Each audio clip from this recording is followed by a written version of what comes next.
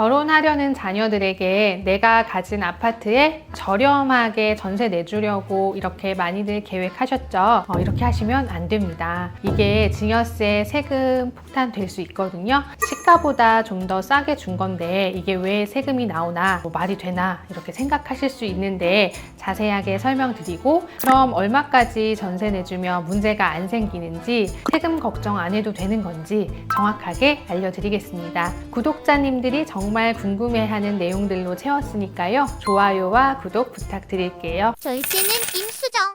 지난 영상에서 문 PD님이 질문하셨었죠. 아, 맞아요. 저 이거 너무 궁금했거든요. 제가 그때 질문 드렸던 게 그런 거였어요. 그러니까 자녀가 10억짜리 아파트를 샀어요. 근데 그 집에 부모가 9억 5천에 전세를 들어가면 자녀 입장에서는 그냥 단돈 5천만 원에 10억짜리 집을 사게 되는 건데, 뭐 이런 식으로 편법처럼 할 수 있는 거냐. 근데 이렇게 되면은 세금 문제가 생긴다고 세무사님 말씀하셨거든요. 맞아요. 댓글도 좀 보니까 그걸 궁금해 하시는 분들이 좀 많이 계신 것 같아서 이런 이슈들을 오늘 좀 천천히 설명을 해드릴까 해요. 용역을 시가보다 저가로 지급하고 용역을 제공받거나 시가보다 고가로 용역을 제공해서 얻은 이익에 상당하는 금액이 일정 기준 이상에 해당하는 경우에는 증여세가 과세됩니다. 상증세법 제42조에 있는 내용인데요.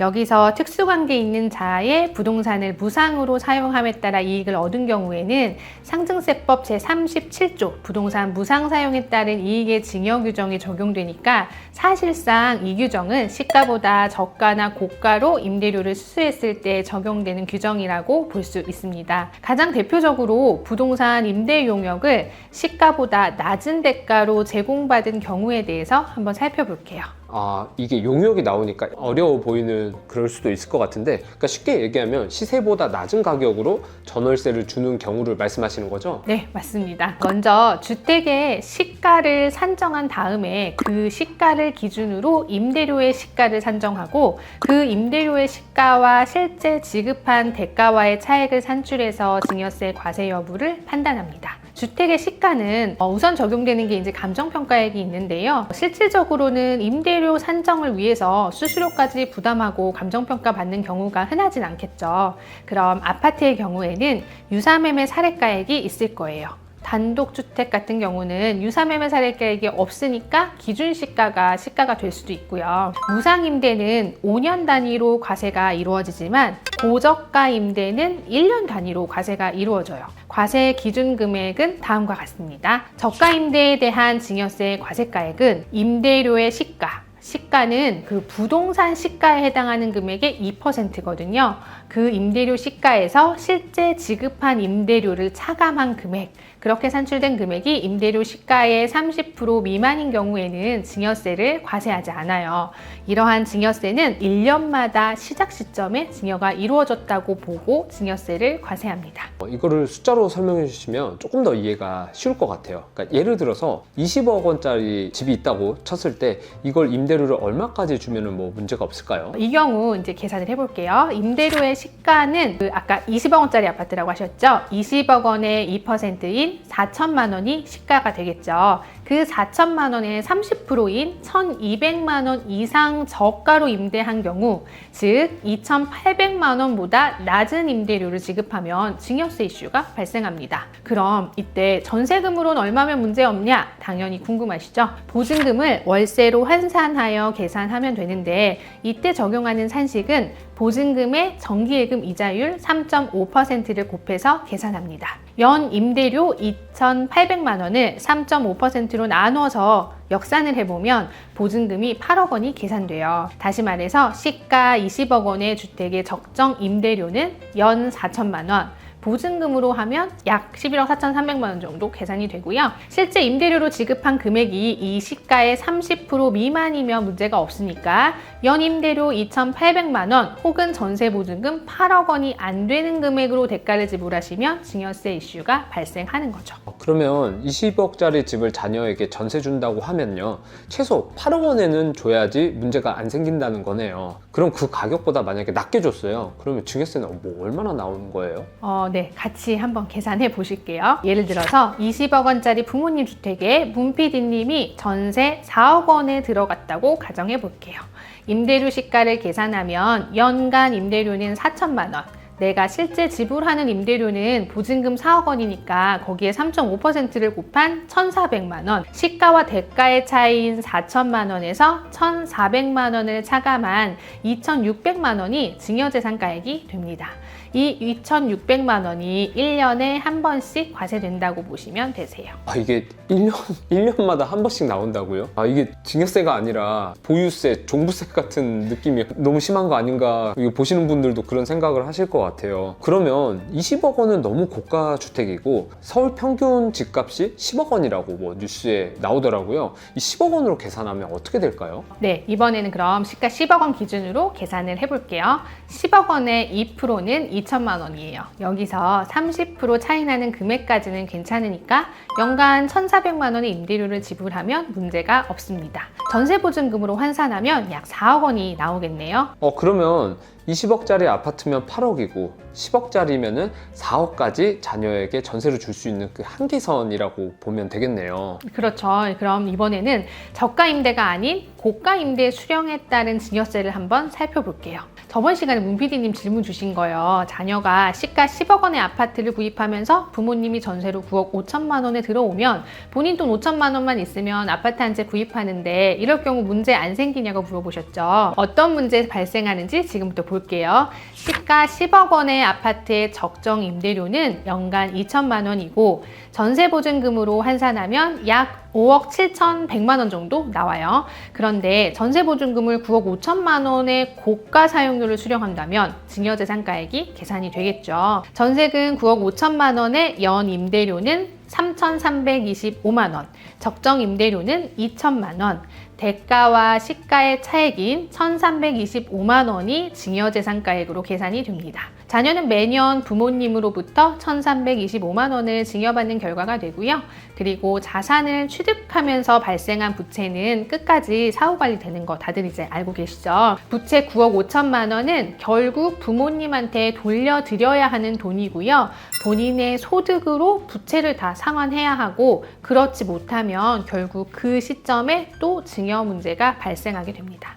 이게 머릿속으로는 굉장히 그럴싸한 계획이었는데 이게 쉽지가 않네요. 그리고 또 많이 질문 주셨던 게 있어요. 무상거주에 대한 질문이 굉장히 많았었거든요. 그러니까 시가 10억 원 정도 되는 주택에는 그냥 무상으로 거주해도 뭐 중요 문제가 안 생긴다라고 댓글 주신 분들이 되게 많았거든요. 근데 지금 시가보다 저가로 임대료를 지급하면 오히려 증여세가 발생이 되는 것 같은데 이게 좀 뭔가 이상하다는 생각이 들거든요. 맞아요. 지금 문PD님이 되게 정확하게 이상한 점을 딱 짚어주신 것 같아요. 제가 서두에 부동산을 무상으로 사용하게 되면 상증세법 42조가 아닌 상증세법 37조의 규정, 부동산 무상 사용에 따른 이익의 증여 규정이 적용된다고 말씀을 드렸었는데요. 상속세 및 증여세법에는 무상 사용과 고저가 사용에 따른 규정이 다르게 적용이 됩니다. 부동산 무상 사용에 따른 이익의 증여 규정은 5년 단위로 증여세 과세가 이루어지고 부동산 가액의 2%인 연간 사용료를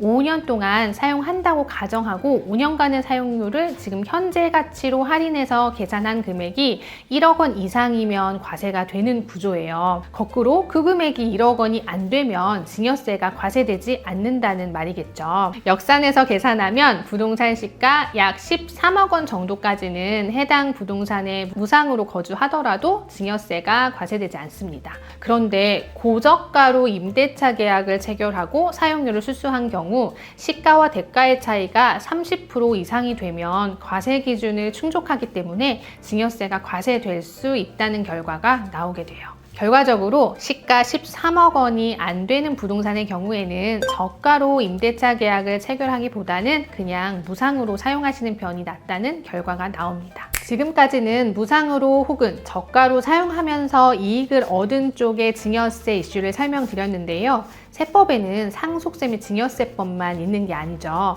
부동산을 무상으로 혹은 저가로 임대해주면 임대해주는 사람한테도 세금이 부과가 됩니다. 아니 세무사님, 부동산을 무상으로 사용하면 공짜로 사용하는 거니까 그게 사용하는 사람이 이익이 되는 게 맞잖아요. 그래서 증여세 문제가 발생한다는 건 제가 이해가 되거든요. 근데 무상으로 사용하게 한 사람한테도 왜 세금이 부과가 되는 건지 그분 입장에서는 오히려 뭐 지금 손해를 보고 있는 것 같은데 왜 세금이 나오는 건가요? 그렇게 생각되실 수 있을 것 같아요. 근데 소득세법, 법인세법, 부가가치세법에는 부당이익 예산 부인 규정이 있어요. 용어가 조금 어렵고 생소하게 느껴지실 텐데요.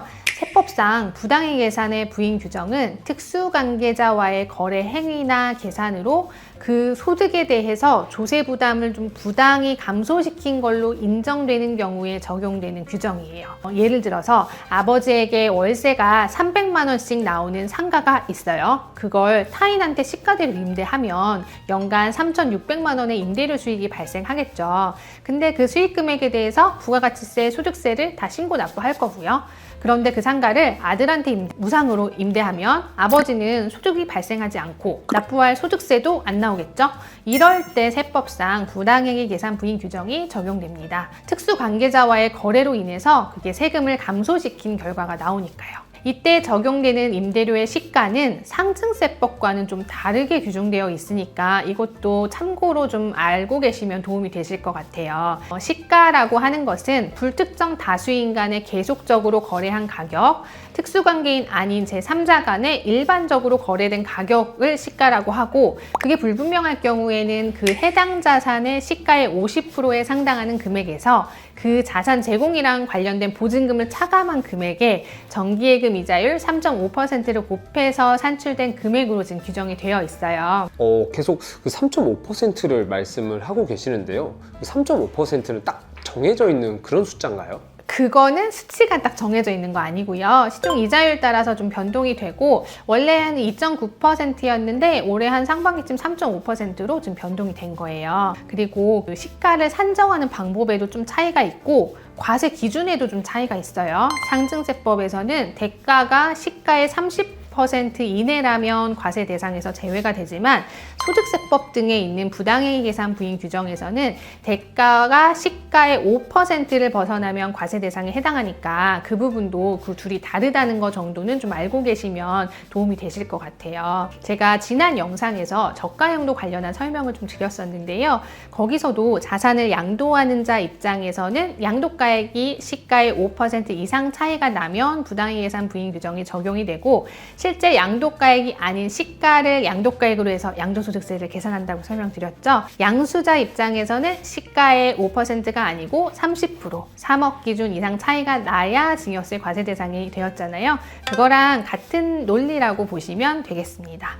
임대사업자라면 특수관계인한테 임대차 용역을 제공할 때 시가 개념을 한 번씩 체크해보시고 적정 임대료를 산출하시기를 꼭 당부드릴게요.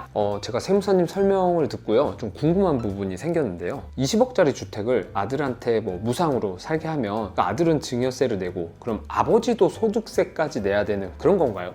그건 아니에요. 그렇진 않아요. 왜냐하면 소득세법 시행령 제98조 2항에 보면 직계 좀비속에게 주택을 무상으로 사용하게 하고 직계 좀비속이 그 주택에 실제 거주하는 경우에는 부당이익 예산 부인 규정을 적용하지 않는다, 이렇게 명시가 되어 있어요. 그러면 13억이 넘지 않는 주택은 공짜로 살게 한 사람이나 공짜로 산 사람이나 부모 자식 관계라도 전혀 세금적인 문제가 발생하지 않는다라고 볼 수 있는 거죠?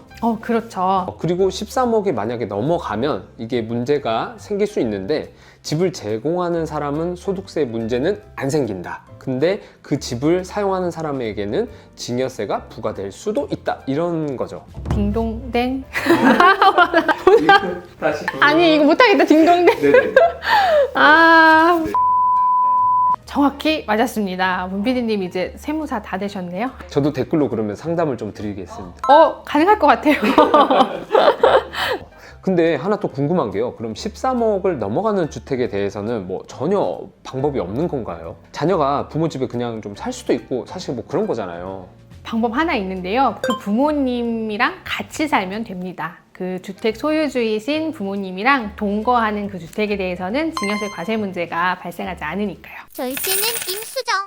오늘의 결론, 특수관계자 간 임대차 계약을 체결할 때 상증세법에 규정된 임대료의 시가는 그 해당 부동산 가액의 2%이고 그 시가에서 30%를 벗어나지 않게 임대료를 책정하시기 바랍니다. 현재 기준으로 계산하면 시가 20억 원의 주택이면 전세보증금 8억 원 이상, 시가 10억 원의 주택은 전세보증금 4억 원 이상이면 증여세 과세 대상 금액이 계산되지는 않습니다. 다만 이 금액은 지금 이 영상 촬영 시점인 2024년 10월 기준의 규정대로 계산한 금액이니까 또 변동이 될 수 있어요. 그러니까 정기예금 이자율 같은 게 바뀌면 이 금액은 변동이 되니까 그건 참고로 알아두시면 되겠습니다. 두 번째, 시가 13억 원 이내의 주택이라면 저가의 임대료를 지불하기보다는 그냥 무상으로 거주하시는 편이 더 좋습니다. 세 번째, 주택 소유자와 함께 거주하는 동거주택은 증여세 과세 대상이 아니니까 13억 원이 넘는 주택이더라도 소유자와 함께 거주하면 증여세 문제가 발생하지 않습니다.